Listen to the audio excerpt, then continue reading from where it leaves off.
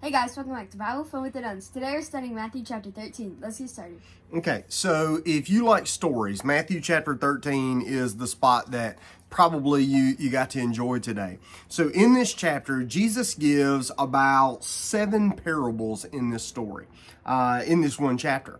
Now, the parables vary. So some are about fishing, some are about building, some are about farming. And so they're about different things. Some of my favorite ones in this are like the parable of the sower. Now, what's interesting about this is that whenever you look at this story, we call it like the parable of the souls, the parable of the sower. We call it different names. Jesus probably didn't even have a title for it. He probably just had a story. I think that whenever we read this, we have evidence that Jesus, in telling these stories, even though these stories were simple in nature, they were really deep in meaning. So a parable is a little story. It's an earthly story that has a heavenly meaning.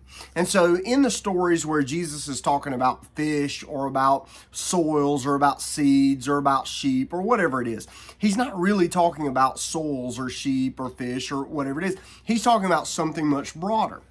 So what I like about this is that in this chapter, you kind of have this back and forth from the world of the imaginary to the world of the explanation. So Jesus will tell the story of the souls, and everybody's listening, and the disciples come back and they go, they're imagining that whole story, and then all of a sudden the disciples come back and they go, hey, explain this to us. So you have this thing where people are thinking. Now, I think that answers one of the disciples' big questions. They're coming to Jesus and they say, Jesus, why do you keep telling these stories? He said, they're simple little stories. Why do you keep telling these stories? And he just talks to them about, he uses this odd quotation from the Old Testament.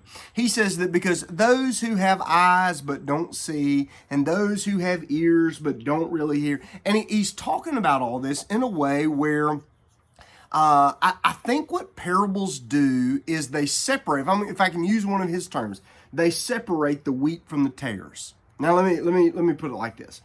I think that there are some people that are ready to start thinking about spiritual things. And then there are people who they may look like they are, they may act like they are, but in their heart they've got very little concern for it. Well, here's what will happen. A simple story is deceptive because if you don't really care to go deeper, if you don't really care to think, if you don't really care to grow, if you don't really care to feast on that, here's what you won't do. You won't think about it. Because you'll hear a story about souls or about nets or about building. You'll hear these stories and you go, got it. On the other hand, if you're somebody that, as Jesus would say, that hungers and thirsts after righteousness, and that God's word has become their daily bread and what they want, those people have time to now consider, hold on, what if he's not really talking about fish or sheep or souls? Maybe he's talking about me. And so we've got these wonderful stories where Jesus is now separating, and you could probably watch it happen. You could probably watch him figuring out who's paying attention. Of course, he already knows, but now they know whether or not they're paying attention based on whether or not they're participating in thinking about these stories. Here's the other side that John and I talked about. So you take these first 3 stories. So you got the parable of the soils. You've got the parable of the wheat and the tares and the mustard seed. What do all those stories have in common? Plants or seeds. Plants or seeds. So, what do you think the people who listen into those stories, primarily, what do you think they did for a living? Probably farm. Probably farm. Well, then notice the next story says that there was a man who he finds a pearl of great price. Well, where did he find a pearl? In the sea. In the sea. And then there's a net that's thrown out. Well, where do you throw a net? Still in the sea. In the sea. So where would he have told those stories? To people who live by the what? The sea. Okay, and then the last thing, Jesus goes back home to Nazareth, and now he goes into the synagogue and he speaks. Why? Because when he's with farmers, he talks about farming. When he's by the sea, he's talking about things that deal with the water. And when he goes back home to the big city, he goes to where they go to talk about spiritual things. And so Jesus is collecting like these people understood these places, and they were making some connections. Now, John, what was your favorite story out of this? So my favorite story was the story of the guy who finds the treasure like buried in the land. And so basically, this is one of my favorite parables of all time. So basically, this dude, he's just kind of walking along, maybe like kicking like a rock or something, and then his foot like accidentally maybe uncovers, this is just how I imagine it, uncovers like a little speck of gold. And then he takes it out and he's like, wow, that could be worth a lot. And he digs more and he finds out that there's so much treasure buried in this plot of land that he immediately is like, I want to buy this land. And so he goes to his house and he sells everything that he has except for like the clothes that are on his body at that moment. And so he goes to the owner of the land and he says, hey, let me buy this land. And so yeah, he buys the land. And then since he like lost all his valuable stuff, he had nothing. But now that he had the treasure stuff, he was like one of the richest people in the world. And I think that this could like become a part of our lives because the treasure could represent Jesus or God, because of how like this man, he was so willing to get this treasure that he was okay to get rid of everything that he ever had. But in the end, it turned out okay because he had the one thing that really mattered, and that was God or the treasure. And he ended up with more. Yep. I like that. I think that's a great way to look at it. So for me, the story that, I don't know if it's one of my favorites, but it is one I think about the most because it makes me sad. And, you know, sad things are not always bad. Sometimes sad things make you think. Mine is about the parable of the souls. And when I start thinking about the parable of the souls, I have this kind of list because I've known people who have followed Jesus for a long time. I've followed Jesus for a long time. And so when I read through the parable of the souls, I almost can't help but imagine the people's, and like I put faces with it. I know the people who were so hard-hearted that even though they had gospel seeds dropped in their life, they were absolutely unwilling to let it in. And I know those who fell by the wayside.